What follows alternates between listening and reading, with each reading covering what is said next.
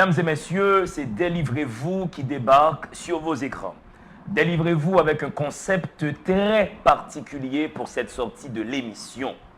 Nous sommes chez un artiste qui produit de la lumière depuis 86 ans. 86 ans d'une aventure de création foudroyante. Un artiste total est sur ce plateau et nous sommes chez lui. Les élections présidentielles.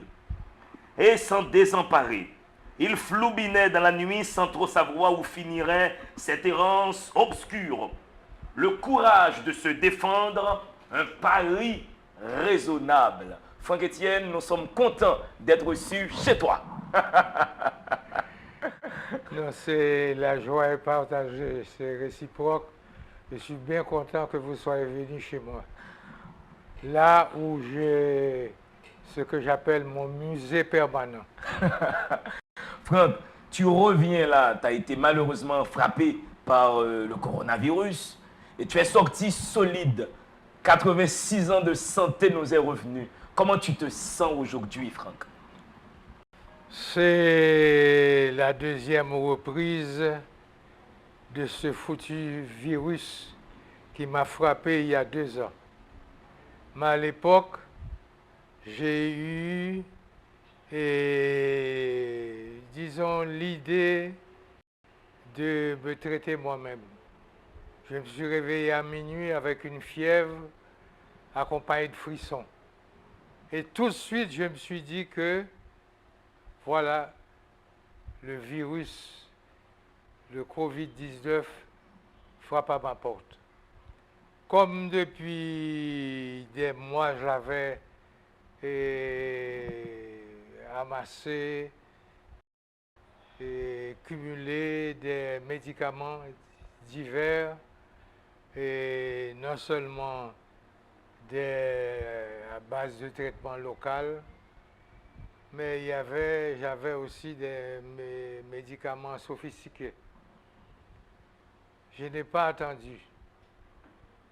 Et c'est la rapidité avec laquelle j'ai répondu à la frappe du virus que cela n'a duré qu'une semaine. Et ne voilà-t-il pas que un an et demi après, j'allais être à nouveau frappé, cette fois pour de bon, par le virus, et ce qui prouve, et là j'en profite pour parler au public, c'est un conseil que je vous donne. Le fait d'avoir été frappé 1 ou 2 fois ne vous garantit pas d'être hors de danger. C'est un virus pernicieux. C'est un virus vicieux. C'est un virus qui frappe à n'importe quel moment. Et surtout, c'est encore beaucoup plus dangereux lorsque la victime porte déjà des maladies, ce qu'on appelle la comorbidité, au niveau des reins, au niveau du cœur, au niveau des poumons, au niveau du foie. C'est un virus qui frappe et qui est imprévisible. Donc, pour la deuxième fois, j'ai été frappé, mais cette fois pour de bon. Il était 2 heures. La seule chose que je dis, tout le monde sait que depuis ces 5-6 dernières années, je suis dans le champ de la spiritualité. Je me dis que Dieu m'a protégé. Je me suis dit que la miséricorde de Dieu était finie. Cela s'est produit le jeudi 7 octobre de l'année 2021, autour de 2h moins quart, 1h30, 2h moins quart. Figurez-vous, mes amis, que la frappe se fut produite autour de 11h du soir. On aurait trouvé mon cadavre au pied de mon lit à 5h, 6h du matin. Donc je dis, et cela avec beaucoup de foi, la miséricorde de Dieu est infinie. Elle m'a protégé. Cela s'est produit au cours de la journée et j'ai eu la possibilité d'appeler un ami médecin qui m'a conseillé. Franck, qu'est-ce Donc, que tu aimerais dire aux gens qui regardent l'émission maintenant, qui sont toujours sceptiques, qui disent que ce virus n'existe pas vraiment, Ah c'est non, une non, rumeur? non, Qu'est-ce que non. tu aimerais dire à cette frange de la population qui Non, jusqu'à présent refuse de croire que ce virus est parmi nous? non, le virus est actuellement à l'échelle planétaire. Et le virus est en Haïti. Ce n'est pas moi seulement qui suis la preuve. Il y a beaucoup de gens qui ont été frappés. Actuellement, il y a un fameux Omicron, Ouais. n'est-ce pas, qui donne la fièvre et La grippe et la tout. grippe et autre chose. Mhm. Ce sur quoi je ne vais pas me prononcer, c'est sur le vaccin. Oui, j'allais justement te questionner là-dessus. Est-ce que tu veux te faire vacciner? Non, non, non, je ne me fais pas vacciner, je ne me ferai pas vacciner. Pourquoi, Franck? Pourquoi? Parce que je ne suis pas un expert. Il y a trop de propos contradictoires autour du virus, autour du vaccin. Et je dis ma femme et moi, Marc-André, qui m'aide d'un grand secours et qui a su me remplacer jusqu'à présent avec beaucoup de compétences. Ouais. Non, parce qu'elle a hérité ainsi de 60 années de gestion de la maison. Et c'est elle qui fait tout maintenant. Ah, vous êtes ensemble depuis 60 ans environ? Ah oui, amie, ensuite elle a été mon élève, et puis je ne sais pas, la folie qui nous prend afin que nous soyons devenus un couple lié Ouais. officiellement depuis 52 ans, mais amis depuis près de 60 ans. Vous êtes une institution. Vous deux, vous êtes une institution. Bon, disons que nous sommes une exception, quelque chose de phénomène assez rare en Haïti, Ouais. car nous savons que les liaisons ne durent que 3 ans, 4 ans, 5 Ouais. ans, 6 ans. Il y a même un roman dessus, L'amour dure 3 ans, BJBD. Eh bien, ça fait officiellement 52 ans. Ouais. Donc c'est beaucoup. Et Mais elle a dû avoir les reins bon, solides. bien sûr, Franck, bon, hein. bien sûr. Les reins solides les reins solides parce que il y a ce que j'appelle des accidents qui arrivent et on traverse un désert avec des cailloux, des halliers, tout ce qui constitue des revers dans la vie. Mais nous avons pu tenir et c'est là le défi. C'est là le défi. Ouais. C'est faire durer son couple dans le temps. Faire durer ce mélange d'illusions, Ouais. de bonheur, de malheur, Ouais. enfin, c'est ça la vie. Et là, vous avez des enfants, des petits-enfants. Là, Nous avons la galerie des photos vous avez en la face de galerie nous, des là, que la photos. caméra prendra tout à l'heure. Nous Hein. avons des enfants, nous avons des petits-enfants, bien sûr. Et ce que j'appelle la joie familiale, quelque part, avec des petits incidents, elle est parfaite, elle est complète. Nous sommes de la plénitude. Absolument. Et ce sont ces petits incidents qui mettent du relief dans la relation, qui peaufinent la relation, qui donnent un bon goût à la relation. Mais c'est ça, parce que il y a un mélange, il y a une combinaison entre le malheur et le bonheur. Et nous sommes parfois, disons, blessés par les malheurs qui nous frappent, mais le plus souvent, ça se convertit vite en bonheur parce que On dit que le bonheur n'est pas éternel, mais le malheur non plus n'est pas éternel. Tout est éphémère, du coup, Franck. Tout est éphémère, tout est fragile. Nous Ouais. sommes dans la fragilité et nous sommes surtout dans le mystère. Il y a 3, 4 jours, je ne savais pas que j'aurais ici toute l'équipe Ouais, de de Télé-Caraïbes. Télé-Caraïbes Ouais. avec mon jeune ami avec qui j'ai eu déjà Oui, on a fait pas mal pas d'émissions. mal d'émissions. Mais j'ai été tellement secoué quand j'ai appris et que tu as été frappé par le virus. Je me suis dit, il faut absolument qu'on fasse cette émission pour que tu dises à la République que tu es debout, comme un homme. Oui, mais on a même fait courir le bruit Ouais. que le vieux Franck Étienne était déjà parti et loin de ce monde. Non, mais tu es toujours solide. Solide, oui, avec le regard, avec ce que j'appelle la bonté divine. Mais aujourd'hui, Franck Etienne, au bout de 86 ans de vie, qu'est-ce qui te fatigue dans la vie?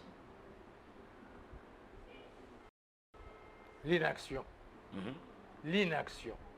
Ouais. Je déteste l'inaction, car l'inaction, c'est l'ennui, c'est la non-vie, c'est l'absence de vie, c'est l'absence de palpitation de ce que j'appelle la substance vitale, c'est l'absence de l'esprit.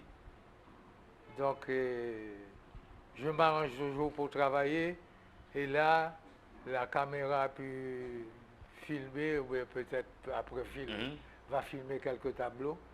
J'ai dû peindre près de 5 à 6 000 tableaux. J'ai écrit 60 ouvrages. Ouais.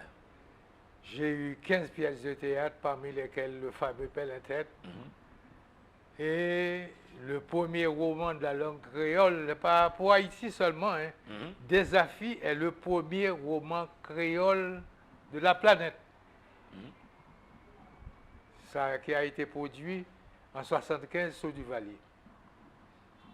Donc, je suis un travailleur. Et j'ai dit, le premier jour, ce jeudi 7 octobre, quand j'ai été frappé par, disons, la deuxième vague, le deuxième coup de poing du virus, j'ai parlé à Dieu. J'ai dit, si vous estimez que j'ai déjà terminé ma mission, partez avec moi ce soir. Et si vous m'accordez une chance, faites que ce ne soit pas une chance inutile, gratuite. Aujourd'hui, de quoi ta vie, elle est faite? Est-ce que tu écris toujours? Est-ce que tu peins toujours? Est-ce que tu te reposes surtout? Comment tu remplis ta vie? Non, la méditation perpétuelle.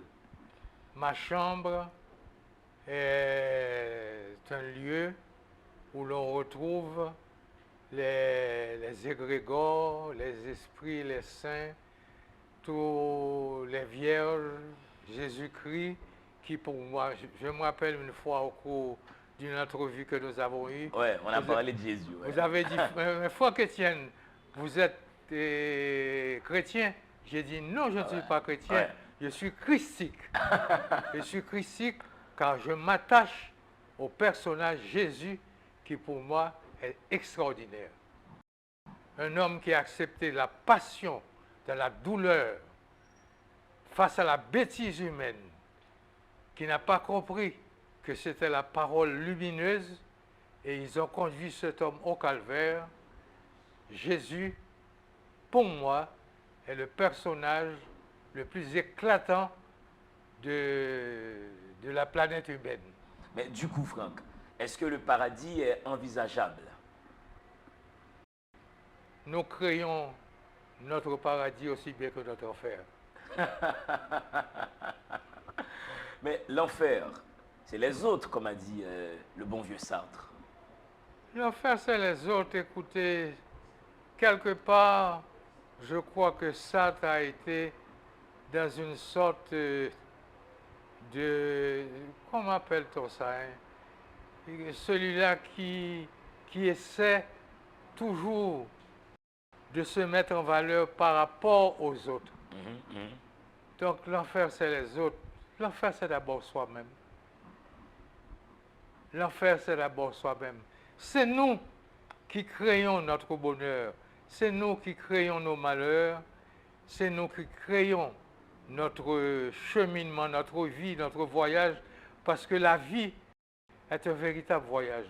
Et ce voyage, c'est nous qui modelons ce voyage jusqu'au moment où, à bout de souffle, nous disons adieu, vieille terre.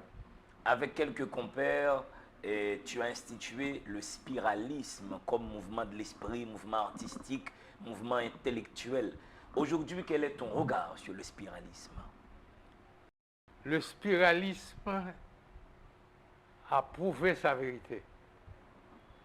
Car le spiralisme est la formulation de ce que nous appelons le chaos Babel, de ce que nous appelons le chaos monde. Quand j'ai posé les bases, les premières bases de la spirale autour des années 1934, 35, les gens m'ont appelé le fou. Et ils n'avaient pas compris que dans une cinquantaine, soixantaine d'années, la spirale allait illustrer ce qui se passe d'étrange, de drôle à l'échelle de la vie. Car nous sommes dans le chaos. Et ce chaos, il est au fond de nous. Ce chaos est dans nos paroles. Ce chaos est dans nos actions. Et le virus, comme c'est le prétexte choisi pour cette rencontre, le virus est l'illustration de ce chaos. Remarquez combien les gens sont en train de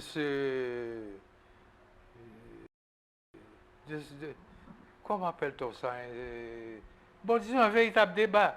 Il y a un débat scientifique permanent autour du virus et autour du vaccin. On ne sait pas. J'allais dire tout à l'heure parce que... Oui, sur le vaccin, en effet. Ben oui, le vaccin. André et moi, nous avons un ami proche, une amie proche, brillant professeur de médecine, brillant médecin à l'université des États-Unis de New York, qui, après avoir été vacciné, est devenu Alzheimer. Mais il y a beaucoup de cas. On essaie de les banaliser. Donc, le virus, aussi bien que le discours entourant la marche macabre, mortifère du virus, eh bien, c'est l'illustration du chaos. Nous ne savons pas. Nous ne savons pas. Aucun spécialiste, aucun médecin ne peut actuellement, avec assurance, dire que le vaccin est efficace à 100% ou que le vaccin est inefficace totalement. Nous ne savons pas. On va en revenir pour en parler, Franck. On va parler de ce vaccin contre le coronavirus. On va parler de philosophie, de Dieu, de religion. Vous suivez, mesdames et messieurs, la télévision Caraïbe. Délivrez-vous. Je vous laisse respirer. Nous sommes dans le sanctuaire de Franck Etienne. À tout de suite.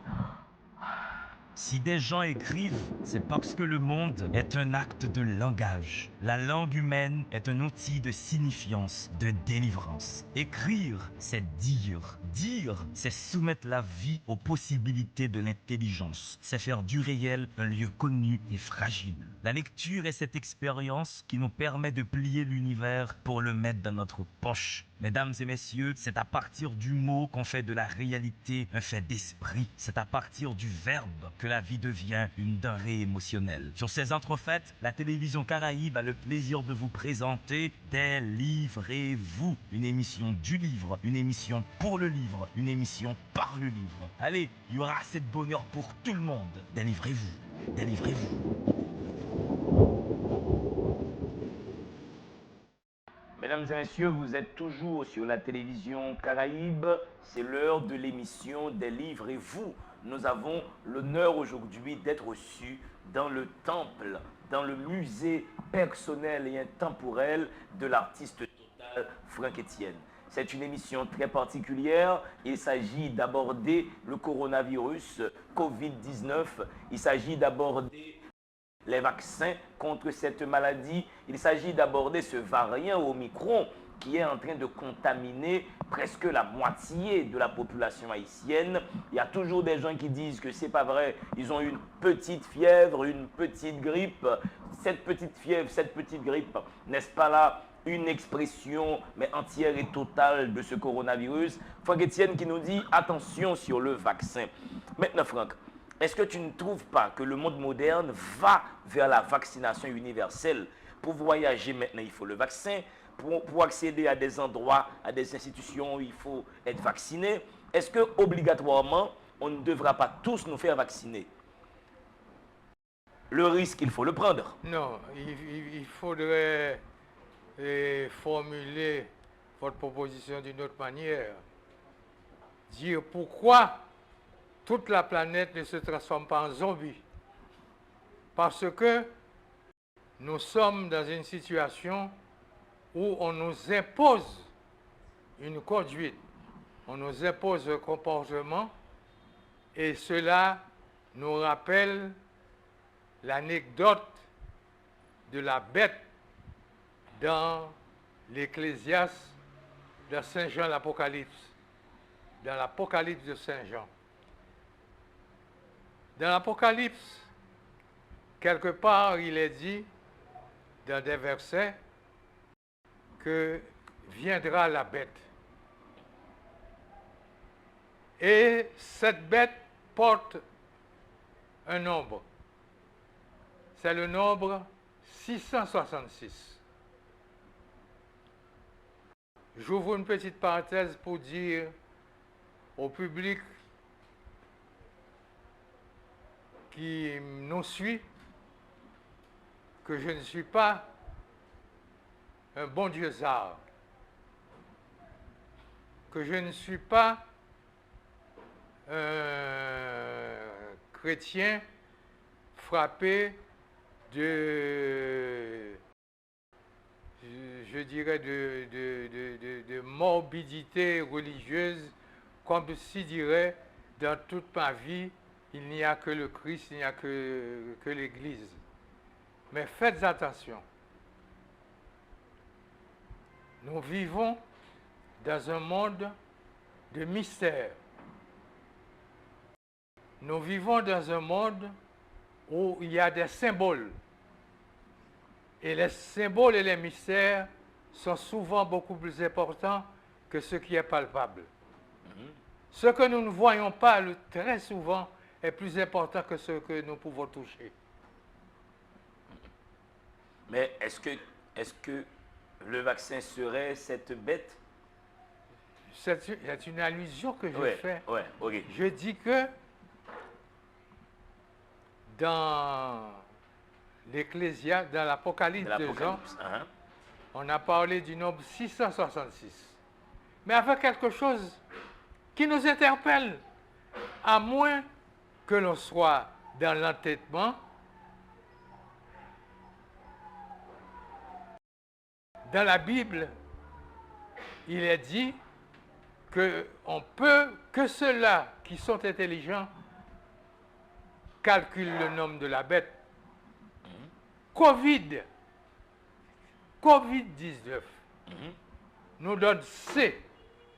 Là, nous sommes dans le latin parce que à l'époque de l'émergence des grandes religions, en particulier de la religion catholique, c'est le latin qui était à la mode. Car n'oubliez pas l'importance, le rôle qu'a joué Rome dans les premiers moments et jusqu'à présent, dans les grands moments de la religion catholique. C'est ça. O, c'est 0. Ça ne compte pas. V, c'est le U aussi qui est 5. Après ça, c'est 1. Ça fait 6. Donc, on a déjà le C qui est 500. Donc, on garde le 5. Ensuite, on a le VI qui est 6.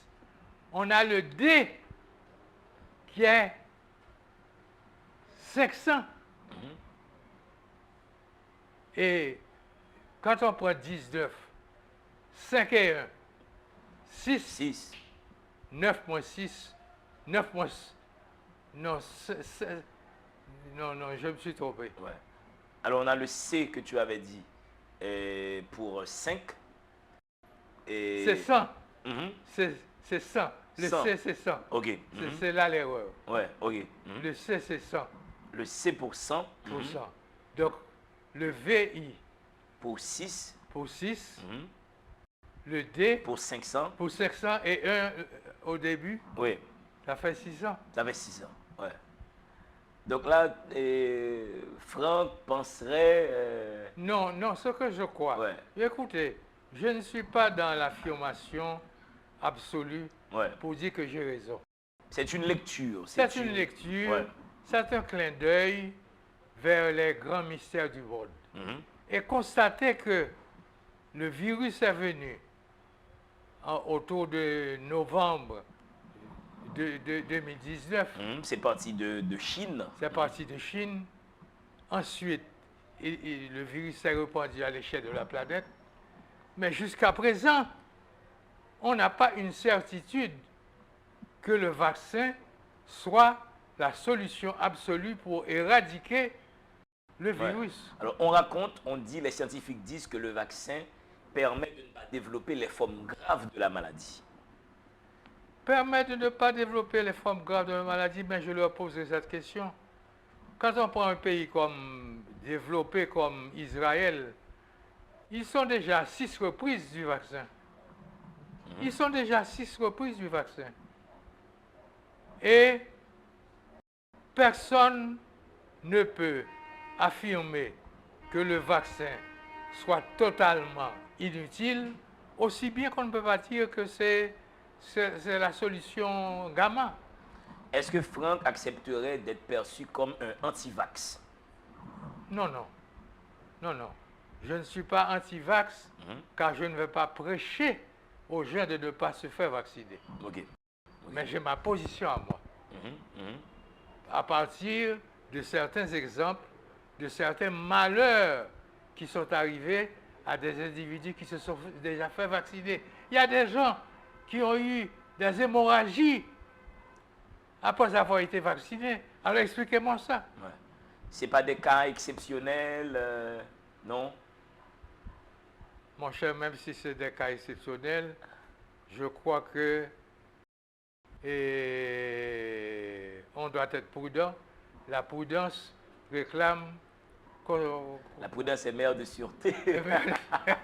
Mais Franck, est-ce que vous pensez que si vous aviez pris le vaccin, vous auriez contracté la maladie? Ah, je ne peux pas entrer dans cette hypothèse qui est risquée. Ouais. Parce qu'avec un Céditon, on mettrait Paris dans une bouteille. Ah oui. Mine de rien, Franck, dans l'oiseau schizophone, on peut lire le phénomène, l'autre, cirque, la fête continue, un lieu magique, 18 carats, chemin retrouvé, les terroristes de la déconstruction. Est-ce que les gens qui ont conçu le vaccin seraient des terroristes de la déconstruction? Je veux être direct. La majeure partie des boîtes médicales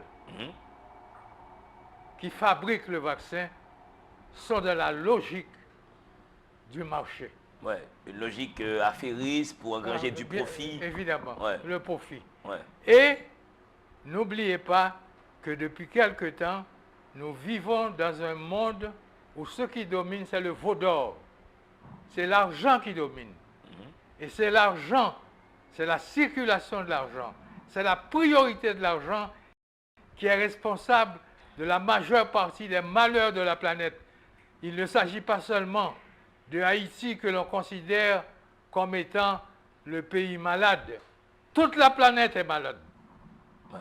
Toute la planète est malade. À cause de cette course vers l'argent, mais l'argent facile en plus. L'argent facile. Ouais. L'argent facile. L'argent qui est lié à la corruption. Donc, on doit être prudent. Mais tout de même, l'argent est nécessaire pour vivre. L'argent est capital pour vivre, non? Tout de même.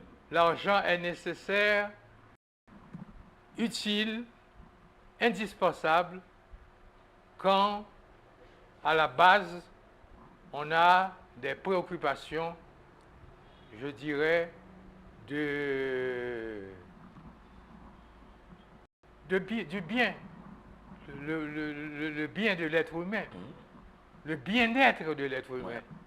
Mais avoir de l'argent simplement pour accumuler des milliards et mettre sous coupe réglée toute la planète et esclavagiser, accepter Ouais. ouais. C'est-à-dire, c'est la servitude Absolument. de tous les êtres humains à partir de l'argent. Je crois que ça, c'est le chemin de la perte, c'est le chemin de la dégradation, c'est le chemin de la dégénérescence. Il y a beaucoup de jeunes qui vont regarder cette émission qui souhaitent à tout prix laisser Haïti. Franck Etienne est toujours resté en Haïti à des moments où ce pays traversait ses pires heures. Quel est le message que Franck a pour tous ces jeunes qui sont prêts à tout pour se casser d'Haïti? Je leur dirai d'abord que la référence faite à cet exode vers l'étranger n'est pas la solution idéale. Car je l'ai dit tout à l'heure, Haïti n'a pas l'exclusivité ni de la bêtise, ni de l'échec. C'est toute la planète actuellement. Nous avons des camarades, des jeunes camarades de 25, 30, 40 ans qui sont allés au Chili. Pourquoi sont-ils allés en grand nombre se réfugier sous le pont de Washington? C'est parce que le Chili n'est pas le paradis. Aucun pays actuellement ne saurait symboliser le paradis. Ouais, ou un Eldorado. Ou un Eldorado. Ouais. Parce que pour aller au Chili, pour aller au Brésil, c'est un investissement que ces jeunes-là font. Ce qui compte, ce qui compterait, ce qui est important, ce qui est primordial, ce serait que tous les Haïtiens, pas seulement les jeunes, les moins jeunes, je ne dis pas les vieillards parce que moi j'ai un regard assez particulier sur la vieillesse. Moi qui ai 86 ans, j'ai toujours dit avec un ami qui a été un camarade de classe que, reprendre un peu la parole de De Gaulle, la vieillesse est un naufrage. Ouais. Mais moi je dis autre chose. Vieillir, traverser 50 ans, 60 ans, 70 ans, 80 ans dans mon cas, c'est pas ce poteau pour ça le cafou, non?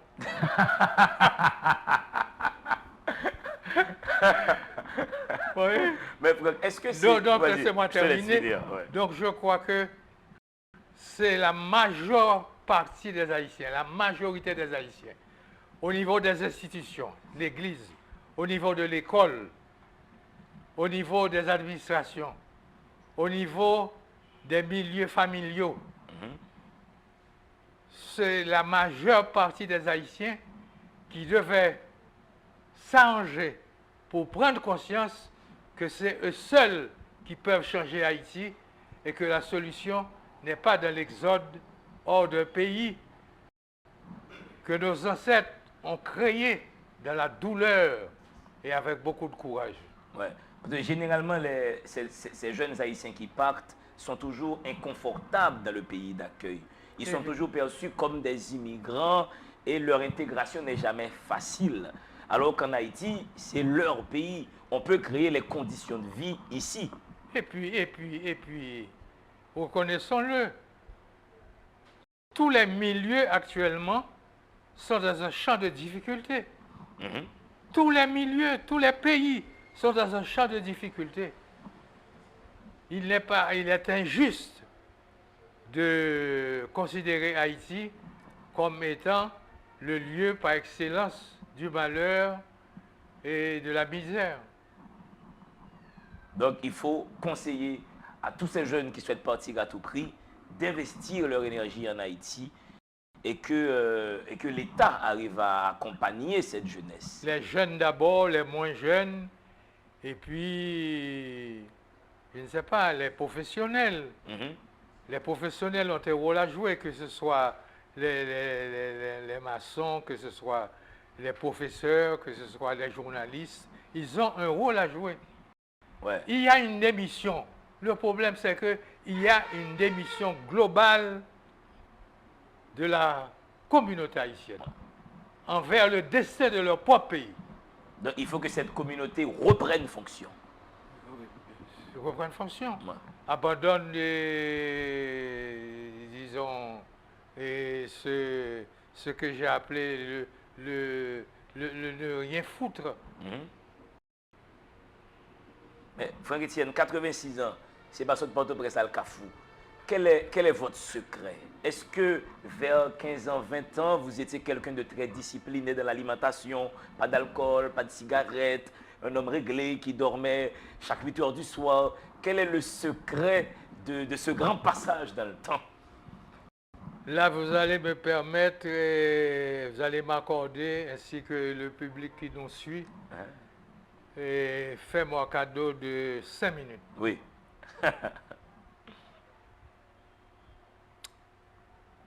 Le secret n'existe pas, il n'y a pas de secret. Il y a plutôt un immense mystère que nous ne comprenons pas et que très souvent nous arrivons à comprendre quand nous prenons de l'âge. Dieu ne récompense pas forcément le bon. Nous avons encore dans la mythologie chrétienne le cas de Jésus qui dit,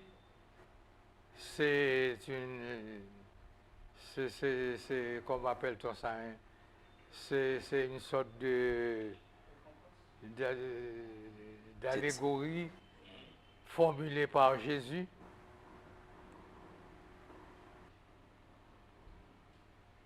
Le berger ne va pas chercher la brebis fidèle. C'est la brebis qui s'est égarée, qui s'en va. On cherche l'oiseau perdu. On cherche l'enfant perdu. On cherche celui-là qui nous échappe. Vous me demandez comment j'ai vécu. J'ai vécu dans une sorte de délinquance. J'ai commencé à boire à 6 ans. J'ai commencé à fumer à 6-7 ans. Et je crois que s'il arrive que je sois quelque part un rescapé, c'est ce que j'appelle la miséricorde de Dieu. Dieu a un regard permanent sur celui-là qui est dans la perdition. Mais j'imagine qu'avant, vous avez connu, avant Marie-André, vous avez connu beaucoup de femmes aussi. Quand j'ai parlé tout à l'heure de délinquance, Ça a été une délinquance débraillée. C'est une délinquance débraillée. C'est-à-dire, j'ai fait l'école buissonnière, j'ai volé l'argent de ma mère, j'ai volé l'argent des voisins, j'ai fait ce que j'appelle une école à plusieurs vitesses. Tantôt j'étais 20e, tantôt j'étais premier, tantôt j'étais dernier. Mais est-ce que c'est l'âge qui a amené la raison, comme on dit? Les épreuves. Oui, l'âge, avec Ouais. l'âge. Les épreuves. D'abord, j'ai pris conscience que Dieu m'avait choisi. Je suis le fils, enfin, beaucoup de gens qui m'écoutent là le savent déjà, je suis le fils d'un blanc multimillionnaire qui avait des trains qui reliaient Port-au-Prince à la Tibonite et qui a engrossé une paysanne de 15 ans. Et ensuite, il ne nous a pas pris en charge. Et avec l'âge, je ne l'ai pas su quand j'avais 15 ans, 10 ans, mais avec l'âge, j'ai compris que Dieu avait dit, cet enfant ne vous appartient pas. C'est mon enfant et je le garde pour Haïti. Je suis, à travers tous les poils, toutes les vibrations, tous les battements cellulaires ou moléculaires de mon être profond, je suis fondamentalement un être humain, mais d'abord un Haïtien. Donc je suis venu pour Haïti, je suis né pour Haïti, Dieu m'a choisi, je suis un élu. Et quelle est la meilleure expérience de vie que tu aies faite en Haïti ou ailleurs dans le monde? Quel est ton plus beau souvenir, Franck Etienne? Mon plus beau souvenir, c'est la répercussion de Pellentet. Ouais. Pellentet a secoué le régime de Duvalier et Pellentet a motivé pas mal de militants qui luttaient contre la dictature de Duvalier. Et la pire expérience que Franck Etienne ait faite? La pire épreuve? Covid-19 ou pire? Non, le cancer. Ouais. J'ai eu le cancer de la prostate et par stupidité, j'ai traîné ce cancer entre mes jambes pendant plus de 5-6 ans. C'est quand j'ai été voir mes médecins, mes 3 médecins qui étaient mes amis, mes urologues, ils m'ont dit, Franck, votre cas est dangereux car votre PSA dépasse 20. Le PSA, c'est l'élément chimique qui permet de reconnaître le degré d'évolution de cancer chez les hommes. Je ne l'ai pas fait parce que je ne voulais pas perdre ma virilité. Je m'en foutais. J'ai gardé ça par négligence. Il y a une négligence. Et quand j'ai été à New York me faire opérer, pour vous répondre exactement avec la pure vérité, j'ai fait face à 2 sentiments différents. Un sentiment de regret, de découvrir que j'étais dans le champ de la stupidité en ayant gardé ce cancer pendant 6 ans. Et ensuite, me dire que là encore, la miséricorde de Dieu a joué pour moi, car j'ai été opéré dans l'un des plus grands hôpitaux de Manhattan sans avoir dépensé un sou. Ça, c'est miraculeux. C'est totalement miraculeux. Mais Franck, quand Dieu le Père voudra de vous, qu'est-ce que vous auriez souhaité qu'on fasse de votre mémoire, de votre héritage?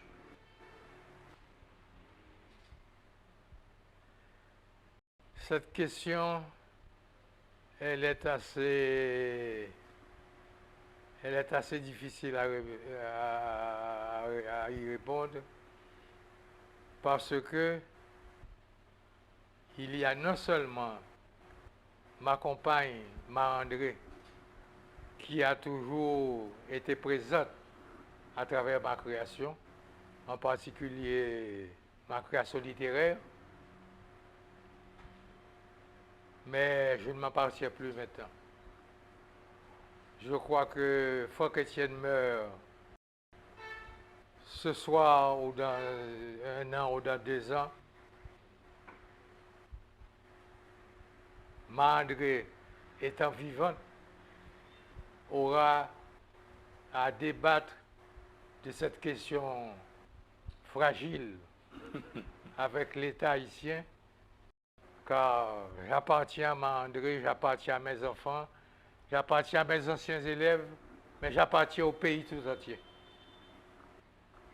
Franck, merci de nous avoir reçus là, hein, dans ce sanctuaire, ce musée où on voit des fragments de vous, mais partout, sur tous les murs. Et vous avez bien fait, la remarque tombe à pic, parce que depuis ces 6-7 dernières années, j'écris de moins en moins et je peins de plus en plus. Il y a une jouissance dans la peinture, alors que dans l'écriture, ça tu le sais très bien, Ouais. il y a une douleur. Il y a une douleur. Ouais. Il y a une douleur permanente. Il y a une vraie torture dans Ah, l'acte d'écrire. torture. Merci beaucoup, Franck Etienne. Et le public était extrêmement content de vous revoir, de vous écouter et de s'abreuver de votre intelligence du monde et d'Haïti. Merci. Merci. Et je remercie aussi publiquement Marie-André. Je profite pour remercier tous les techniciens qui sont là, Oui. qui sont venus. Je sais qu'ils sont venus de gaieté de cœur. Ouais. Ils sont venus contents. Et je profite aussi pour dire que si je bénéficie d'un peu de santé, d'abord c'est grâce au grand maître que j'appelle le gestionnaire de l'univers, et puis c'est grâce aussi au en créole Miss. Oui, oui, Mais on connaît, c'est eux-mêmes qui travaillent avec docteur. oui.